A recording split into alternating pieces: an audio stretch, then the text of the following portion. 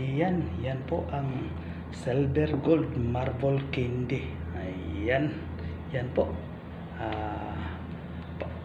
Bago ko yan ipakita, paano ko siya ginagawa, anong proseso ang ginamit ko, tapos anong chemicals ang ginamit ko.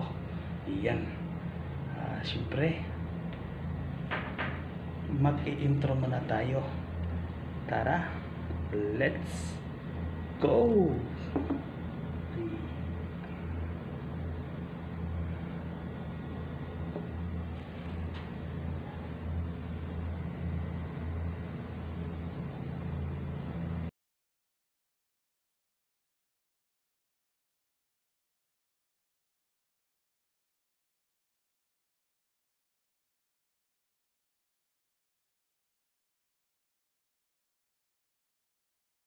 Hello, it's me again, Colormix TV. Panibagong vlog, panibagong hamon na naman sa buhay. Welcome po kayo sa aking YouTube channel, Colormix TV. Bago ang lahat, mag-shoutout muna tayo, lalo na sa mga kasamahan kong pintor, kasamahan ko na paint mixer dyan sa Pinas at sa buong mundo, saan man kayo sa sulok ng mundo. Shoutout sa inyo. At lalo na sa mga nag-DIY dyan na laging nag-aabang sa aking mga bagong upload na video kagaya nito. At shoutout naman sa mga kagrupo ko dyan na It's Atay Group. Yan, shoutout sa inyo. Salamat sa inyong walang sawang suporta sa aking YouTube channel. Maraming salamat po. Yan.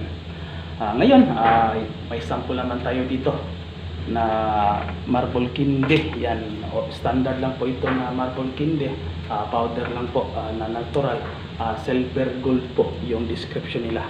Ito po isa ibang bansa po rin ito nanggaling. Tapos pinatingnan sa akin kung makuha ko ba kung ano ba ang proseso nito, paano ba ginawa, yan, ano ba ang ginagamit.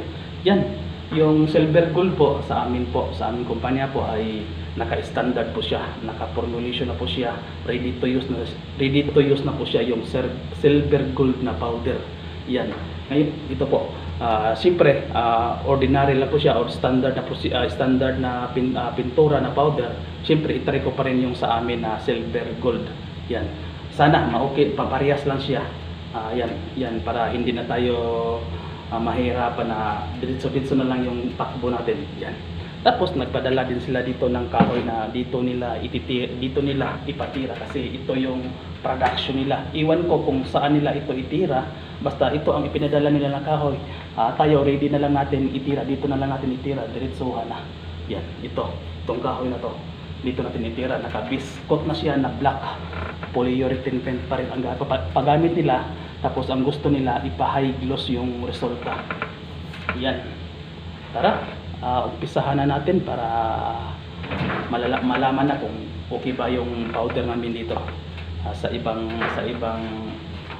powder. Yan, ito po kasi po ito ay galing po ibang bansa. Hindi natin alam kung anong powder ang ginagamit dito, pero sa i-revision ko pa rin kasi mag-iba kasi yung powder bawat kumpanya. Yan, tara, let's go.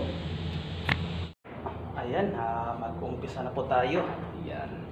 Ito po yung silver gold namin na standard. Naka-formulation na to siya. Tapos ready to use na po ito siya. Ayan. Ang na ito, haluin na lang natin ng maayos. Ito kasi yung standard. Naka-standard yung mga powder namin. Kahit anong klaseng powder, naka-standard na yan. Force man yan, saka mapapain. Yan, ito yung silver gold. Haluin na natin ng maayos. Itong powder na to ay polyurethane na pintura. May catalyst pa rin ito siya. Double component pa rin to siya na powder. Haluin lang natin. Yan. Tapos ito lang gamitin ko na pang design na plastic pa rin. Yan. Tapos ito yung sample. Tingnan niyo yung sample nila. Iba yung pagka-gold, may halong silver. Yan, silver gold yung kasi yung silver gold kasi yung description yan. Ito. Yan. Haluin lang natin ng maayos, tapos kukuha tayo ng tama lang na tira natin sa board. Yan. Yan natin marin. Hindi natin ilagay dito yung catalyst at saka thinner kasi baka tumigas siya. Kailangan kuha lang tayo ng konti. Sakto lang sa itira natin. Yan, okay na to siya. Kuha tayo ng isang kuha lang, kalahating baso. Yan. Yan. Yan lang. Tapos lagyan natin siya ng catalyst. Double component po ito na powder. Catalyst saka polyurethane thinner pa rin. Yan. Lagyan ko muna.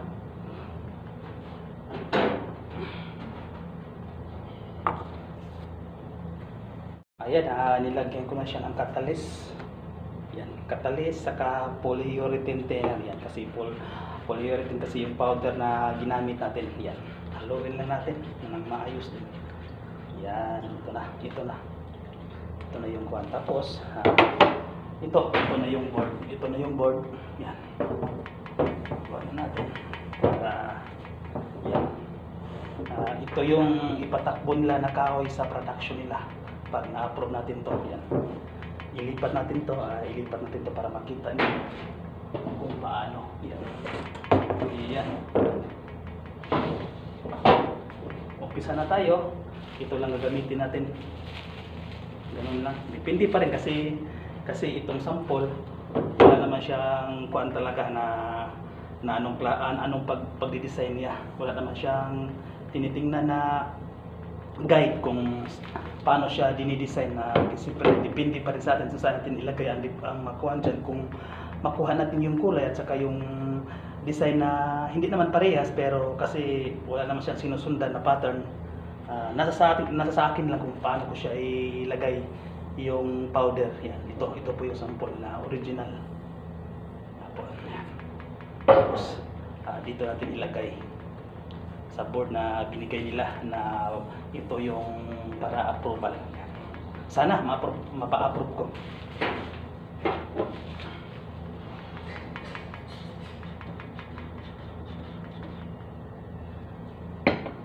Yan, isa na tayo.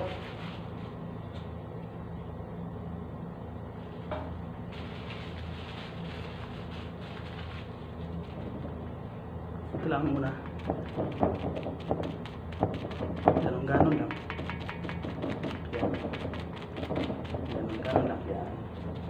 Pahit lang. Para ka nang naglalaro. Na-vlog ko na ito dati. Ibang marble. Ibang marble candy na kulay.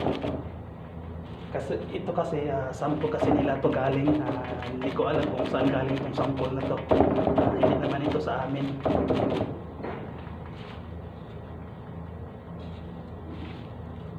Ano lang.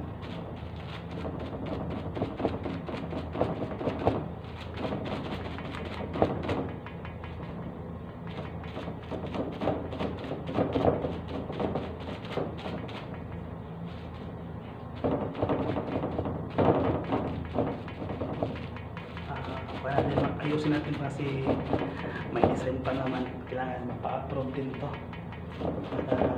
Sayang din kung hindi ma-approve bagong customer to. Kailangan ko talaga tutukan.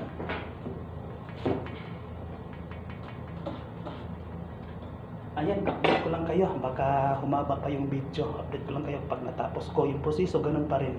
Yan, update ko lang kayo. Ayan, yan po ang natapos na yung pag-design. Tapos patuyuin lang natin yan mga isang oras. Tapos i-sealer natin yan, i-final natin yan ng sealer. Polyurethane pa rin yung gagamitin natin.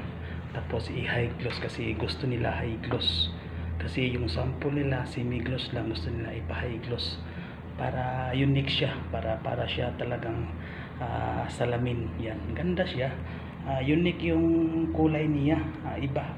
Naghahalo kasi yung pagka-gold at saka pagka-silver, iba siya sa ibang marble candy. Ito siya simple lang na design, simple lang na kulay, pero ano naman siya, maganda talaga sa tingnan siya. Para siyang parang lamisa siya ba na pang mayaman, pang 5 star. Yan, ganun ba? Ganun yung style niya sa actual. Yan, ganun lang. Update ko lang kayo pag natuyo, tapos i-sealer ko. Yung pagsisealer ko, hindi ko na lang ipakita para hindi na masyadong mahaba yung video ko. Ipakita ko lang yung final na tapkot, yung high gloss na. Yung pagsealer nito, isang patong lang, tapos patuyuin ng 1 oras, tapos final tapkot na tayo. Yan. Tapos ito yung sample, ipakita ko yung sample. Yan, parang magkahawig na siya. Ito semi-gloss lang, tapos ito wala pang final. Yan, parang sa tingin ko parang nagkahawig sila. Titingnan ko lang yan pag nataputan ko na. Update ko lang kayo pag natapos ko na. Magtapot tayo. Yan po, after sa 1 oras, tuyo na po siya. Yan. Tuyo na po yung sealer niya. Niliha ko na siya. Yan, ready na siya sa final. Ay high gloss na natin para makita na natin yung resulta. Maganda ba o hindi, kung parehas basta sample. Yan. Tapos ito yung sample, set aside muna natin. Ayan. Tapos ito yung high gloss clear na polyurethane, may catalyst na po ito siya, at saka polyurethane thinner. Ready na to, ready na sa pagtira. Yan, tara. Kuhan muna tayo, isuot muna natin yung safety natin.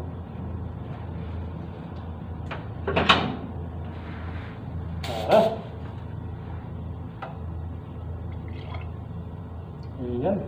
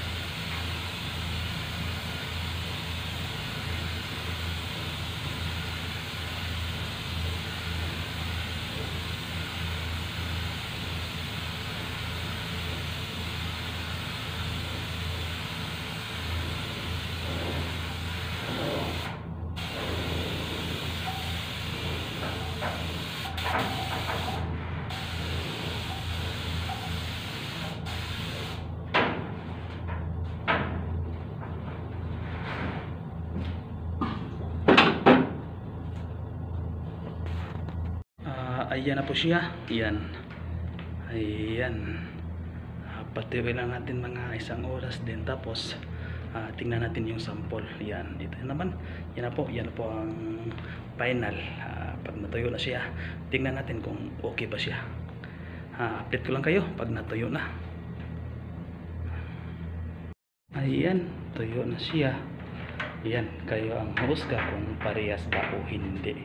Ito yung para approval ko, para pa-approve.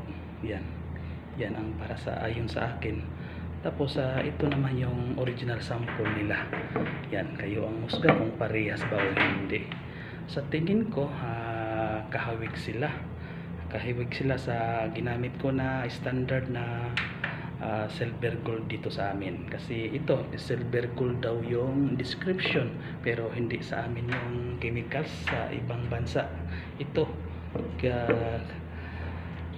pinagawa or galing. Yan sa tingin nyo, kung anong sa tingin nyo, parehas ba o hindi. Yan sa tingin ko, kahawig sila. Yan na po ang final ko. Yan, dandahanan natin sa tingin nyo. Yan, yung pag ganun mo, lumilitaw yung pagka-gold. Pag i-ganon mo din, lumilitaw yung pagka-silver yun. Side by side yung tingin, kasi powder kasi, pag itagilid mo, iba din yung kulay lalabas. Pag tagilid mo sa kabila, iba din ang kulay. Yan na po, yan po ang final ko.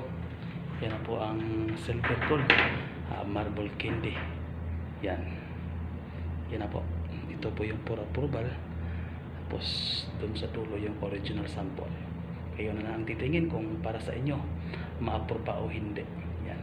Maraming salamat po. Sana po may natutunan kayo sa vlog na ito. Sana po suportahan nyo yung YouTube channel ko, Color Mix TV.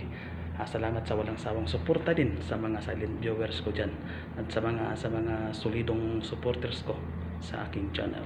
Yan na po ang final finish po. High gloss silver gold marble candy. Yan. Salamat.